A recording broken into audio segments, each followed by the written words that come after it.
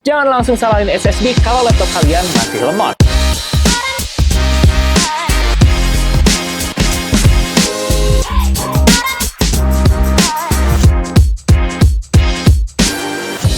Nah, kalian udah ganti SSD tapi laptopnya masih kerasa lelet. Kira-kira kenapa sih? Apakah SSD-nya murah? Sebenarnya nggak gitu guys. Ada beberapa faktor kenapa laptop kalian itu tetap lemot padahal udah diganti SSD-nya. Kira-kira apa sih? Mari kita bahas. Bagian pertama, SSD cepat tapi prosesor laptop lemah. Jadi SSD itu sebenarnya cuma mempercepat untuk baca tulis data. Tapi kalau CPU laptop kalian itu lemah, kayak udah lemot, dual core, pokoknya generasi lama udah underperform, itu sama aja kayak kalian punya pensil yang bagus tapi kalian masih belajar nulis. Jadi ya nggak mempercepat juga guys. Bagian kedua, terlalu banyak program startup. Nah, ini penyebab paling umum nih guys. Ketika Windows kalian boot, itu banyak program startup yang berjalan. Contohnya kayak Discord, Telegram, WhatsApp, pokoknya aplikasi kayak gitu deh guys. Nah, gimana sih cara ceknya? Kalian bisa masuk ke Task Manager, Startup, dan pilih aplikasi mana yang mau di-disable. Usahakan yang nggak penting ya guys. Bagian ketiga, kena malware atau adware. Efeknya, laptop jadi lambat, SSD kerja keras, CPU tinggi saat booting, dan juga background prosesnya nggak jelas guys. Nah, buat kalian yang ngerasa seperti ini, kalian bisa langsung scan menggunakan Windows Security atau Malwarebytes. Bagian keempat, harddisk lama masih terpasang. Nah, ini sering banget terjadi di laptop guys. Padahal udah pakai SSD, tapi harddisk masih tertempel di colokan SATA. Nah, masalahnya ketika harddisk ini masih tertempel, otomatis Windows masih akan ngecek untuk harddisk ini. Jadi otomatis ngeceknya lama guys. Solusinya, kalian bisa lepaskan harddisk yang lama kalau udah nggak kepake. Atau kalian bisa disable indexing di harddisknya. Nah, karena kalau harddisk udah rusak ini bisa bikin laptop kalian itu jadi delay sekitar 10-15 detikan guys. Bagian kelima, sistem Windows penuh sampah. Biasanya terjadi kalau lama nggak update Windows, SSD udah mulai penuh, file temporary numpuk, dan registry berantakan. Nah, kalau udah kayak gini, kalian coba langsung aja di clean up, dan juga jangan lupa untuk update Windows.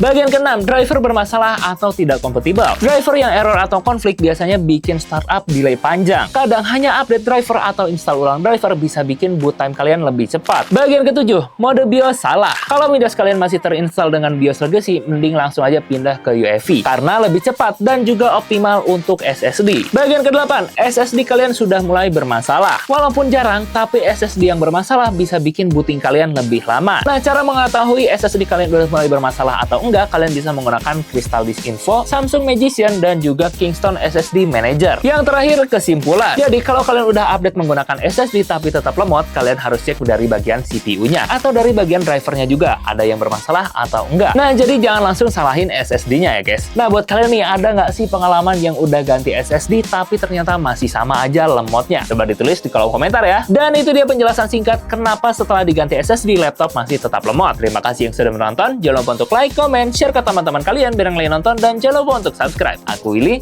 see you on the next video and bye-bye.